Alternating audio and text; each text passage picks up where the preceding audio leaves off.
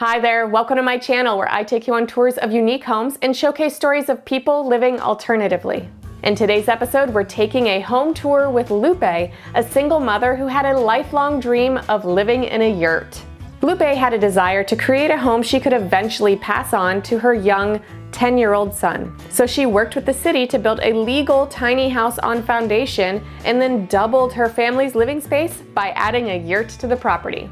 Growing up in situations where I didn't have a lot, I thought having a home for my family was going to be my top priority in life. In this episode, we're going to take a tour of this unconventional home, which includes two unique spaces side by side, and we're also going to learn how she plans to modify the space as her son gets older. But before we get started, if you like videos like this, make sure that you subscribe and hit that notification bell because we publish a new unique home tour every single week.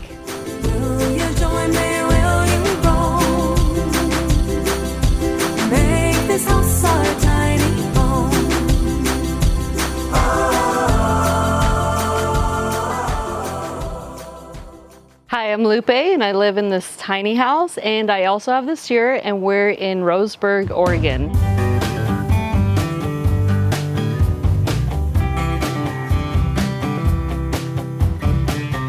I traveled a lot on bicycle. I did a lot of long distance bicycle tours, and I was able to really live off of my bicycle and my bags, and I really enjoyed the less in life, which created more space for experience.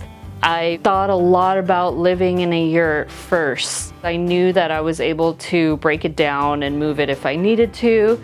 I wasn't sure if I was gonna stay here in this town, and so when I finally met the father of my son, we were able to connect and we had similar interests, and so we thought building something together for our family was going to be a perfect time and opportunity for us. However, being in city limits, we needed to have an actual structure before putting up the yurt. Through some contracts, we were able to finally get a permit to build a legal tiny house on a foundation. A couple of years after finishing building the tiny house, I was able to start the plans for the foundation work on the yurt. The tiny house is actually constructed between me and my kid's dad. We don't have any construction background, so it was a lot of learning for both of us. But for the most part, it was us just doing whatever we could with the time that we had and the money as well. The yurt, we actually purchased that through Pacific Yurts. I was able to put the yurt up over a weekend, so that was much faster than the tiny house. The property was bare land for about $30,000. It was about another $40,000 on the house. And the yurt cost at that time about $12,000. I've been living here now since 2020, so it's been about 4 years living here. Growing up in situations where I didn't have a lot, I thought having a home for my family was going to be my top priority in life. Now we've created something to pass down to my son that kind of relieves a lot of that stress and anxiety that I've had hung up. So now I feel really safe and secure in our future.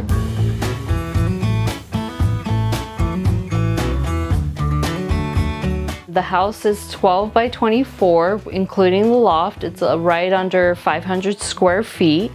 Follow me and we'll give you a tour of the tiny house first. I focused a lot on actually just an open layout. I think that was a really important thing for me. If I was going to be inside a small space, I wanted everything to feel wide and open. I was able to recycle a lot of plywood, so I used that as interior walls, and I was able to just paint them white so you can't really tell between the plywood and the shiplap. Here's our living room, or our living space. I have a two-seater lazy boy recliner for me and my son. We can both enjoy movies here and we snuggle up, and we also have a little section that actually used to be in the middle of the couch, but because it created a divider between us, I was able to remove it and put it on the side so we can actually just put our snacks and our drinks there, and we can have more of a quality time on the couch. I didn't have enough shelf space down here where our cup holder is at, so I got some iron rods and I screwed it into a wall, and I had this piece of butcher block countertop that I had extra laying around, so it was really useful, and I can hide some items here with my plants and also highlight some of our little collection that me and my son love collecting rocks. Even though we live in a tiny house, there's no worry if we can fit our really precious little items, as well as having an abundance of plants and color. It kind of creates a really nice, warm, lived-in situation for us. Having the mini split here, we can sit here and enjoy the direct AC or heater. I kind of thought about this as I was building the house. I wanted to place the mini split where it was going to be the best use. And on this side, it's our gaming corner. Me and my son love spending a lot of time playing video games together. So I kind of have this section in a way where we can have the TV mounted. It's giving us space for our headset and our remotes and any other DVD items. I also have this shelf down here in this corner that I have some shoes for storage. It's really easy for us to just kind of sit here on the gaming chair and put on our shoes while we get ready for the day.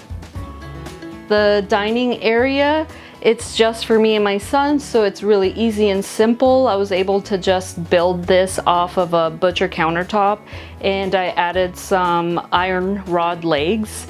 I can lift it up or lower it down, whatever we need it for. And as you can see, I have a huge love for indoor plants, and I actually love propagating them. And because in this tiny house I prioritize insulation versus windows, I have these amazing grow lights that help supplement indoor light for our little indoor garden here.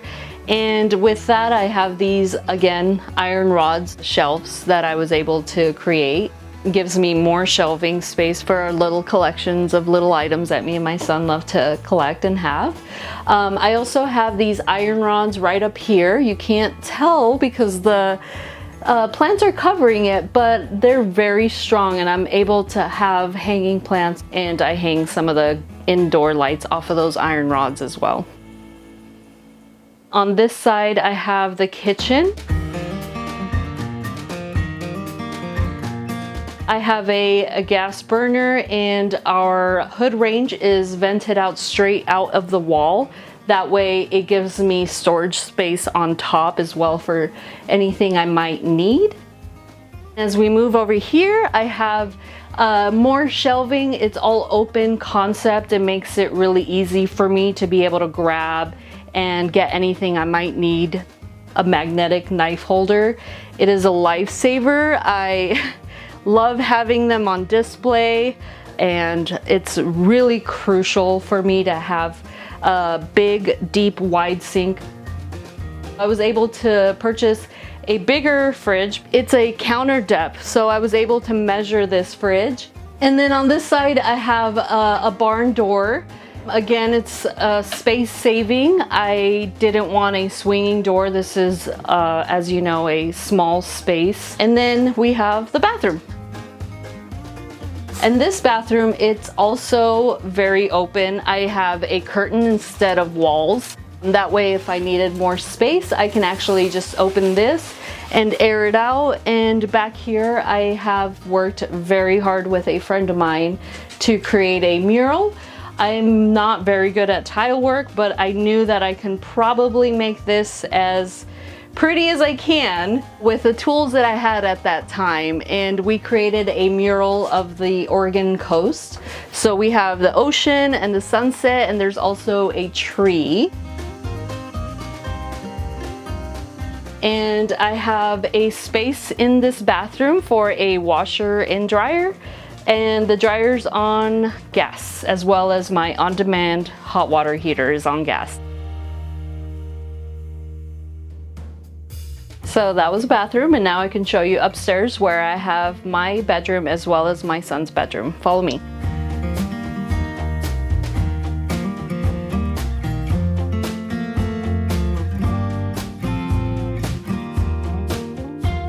And on this side of the loft, I actually have made space for my son's bedroom.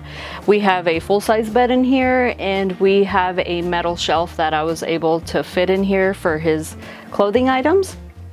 We have a full-size window. I also have access with a throw-out ladder that we can have in case of an emergency. And as you can see, he has plenty of space up here for plenty of toys and anything that he might want to do. The actual peak of the roof is about 7.5 feet, and the lowest point of the roof up here is about 3 or 2.5 feet. So that gives us plenty of headspace. It's not like a typical loft, so making a bed is really easy. We can stand and move around and have plenty of space for activities. And I'll show you my bedroom. On this side, I have a queen size bed. It's on a couple of legs that I was able to lift the bed up. That way I have storage underneath, and I actually have plenty of space for all of my closet items. I've been able to resource this closet that I can have visible access to all of my items as well. And my cat really enjoys being able to walk underneath the bed and take time for herself if she needs a break from all of us. The future plans for this tiny space has been a topic for me and my son. Although I have a privacy wall with our closet, I have offered if he would like to eventually move into the yurt and create that his official bedroom, so I would have the loft to myself. Now that we're done with the tiny house, I'll go ahead and show you the yurt where we actually have our hangout time and anytime that I need to do some extra activity. The yurt is 24 feet in diameter, and that's right around a little over 700 square feet, so that doubles our living space. We can begin on this side of the yurt where we actually have my office workspace. I've created a little area here where I can come in the evenings and check my emails or do whatever I need to do on this desk. I have a full view of the tiny house through this one window, so it works out really nice. And then here is our additional living space where we can come and watch something else if I don't want to watch what's being watched inside the house. So we have essentially 2 living rooms. I have a little collection of books here. I've created this little section that I can actually move. It's furniture that changes, so whatever I need it to look like, I can do that. So over here is essentially what I would call the bedroom or guest bedroom. So if friends or family come and stay, they have somewhere to go. I don't have any other accommodations in the tiny house, so this worked out really good. And as you can see, we have lots of squishmallows. We love hanging out, playing pillow fight, and this is actually a great open space where we can really let all our energy out. As you walk this way, you will see that I have a couple of shelving items here. I have a guitar and a violin. I like to spend a lot of time out here playing my guitar. The sound and the acoustics in this yurt actually amplify my practicing skills, so it's kind of nice. As we move around the yurt, you will see that I have a lot of workout equipment. I like to call this my indoor garage space. I was able to create a space in here where I can have that option, and I love to work out. I love to be able to work on things like my bicycle. On the off season, if I can't bicycle outside, as you all know, it rains a lot in Oregon, I have a indoor training cycle. So I was able to actually put a lot of thought into every space in the yurt to make sure that we were checkboxing all of our hobbies and activities. So with the yurt, I purchased a insulation kit through Pacific Yurts. It is in between the walls. However, I don't have actually any other insulation. So in order to heat it on our winter, we have a little space heater. During the summer months, in the warmer time, I'm able to have a little fan, or I'll open the windows, open the doors at night and kind of cool it down. And that's been okay so far, not too bad.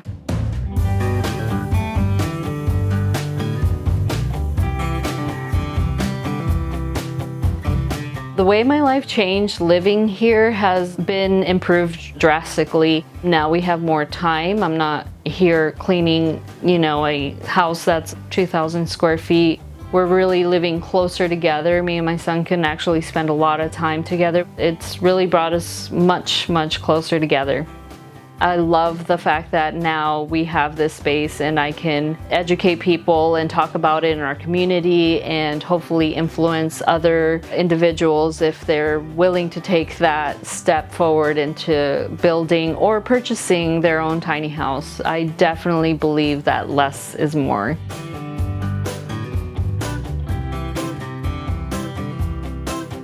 Thanks for watching this week's episode. I hope you guys enjoyed it. Please make sure to like, share, and subscribe, and I will see you soon with another unique home tour.